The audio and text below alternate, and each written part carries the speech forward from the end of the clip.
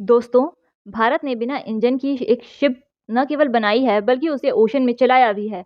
और ये मैं कोई स्टोरी या कोई मूवी की कहानी नहीं बता रही हूँ, बल्कि मैं बता रही हूँ आईएनएसवी कौंडिन्य की कहानी, जो कि अभी भारत के गुजरात के पोरबंदर से ओमान तक का सफर तय कर चुकी है।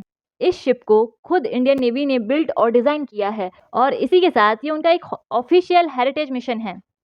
इस शिप को बनाने का उद्देश्य ही था कि जो हमारी प्राचीन सामुद्रिक इतिहास की जानकारी है उसे हम किताबों तक सीमित न रखकर उसे पुनर्जीवित करें। इस पूरे प्रोजेक्ट के कॉन्सेप्ट को historian and economist Sanjeev Sanyal ji ने दिया था, जिससे कि हमारा जो पुराना इंडियन ओशन का ट्रेड रूट्स है हम उसे फिर से समझ सकें। आईएनएसवी कौंडिन्य को बनाने में 2 साल लग गए, क्योंकि इसे पूरी तरीके से एशियन टेक्निक्स और हाथों से बनाया जाना था। इस शिप में ना तो इंजन है, ना ही लोहे की कोई कील, या ना तो कोई भी मॉडर्न मशीनरी किसी भी तरीके से यूज नहीं की गई है, बल्कि जो वुडन पाइल्स है उसको नारियल की रस्सियों और नेचुरल रेजिन से सिला गया है। इसी तरह की शिप्स को प्राचीन समय में स्टिच्ड शिप कहा जाता था और ये हमारे प्राचीन भारत में व्यापार के लिए इस्तेमाल होती थी।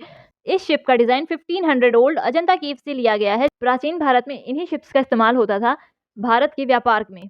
साउथ इंडिया के जो कोस्टल रीजन्स हैं वहां पर हमें आज भी ऐसी शिप्स देखने को मिल जाएंगी। इस शिप में 2 खास चिन्ह बने हैं। पहला है गरुड़ भेरुंड का। गरुड़ भेरुंड एक रक्षा और साहस का प्रतीक है, और दूसरा चिन्ह मिलता है भगवान सूर्य का, जो कि ऊर्जा और चारों दिशाओं के प्रतीक हैं। और प्राचीन काल से ही ये एक बहुत महत्वपूर्ण देवता रहे हैं हम भारतीयों के। आईएनएसवी कौंडिन्य सिर्फ इंडियन नेवी का एक हेरिटेज मिशन नहीं है, बल्कि ये याद दिलाता है उस समुद्रिक ज्ञान का जो भारत के पास सैकड़ों वर्षों से है। बस उसे कुछ समय के लिए भुला दिया गया था और आज फिर पुनर्जीवित कर दिया गया है। धन्यवाद।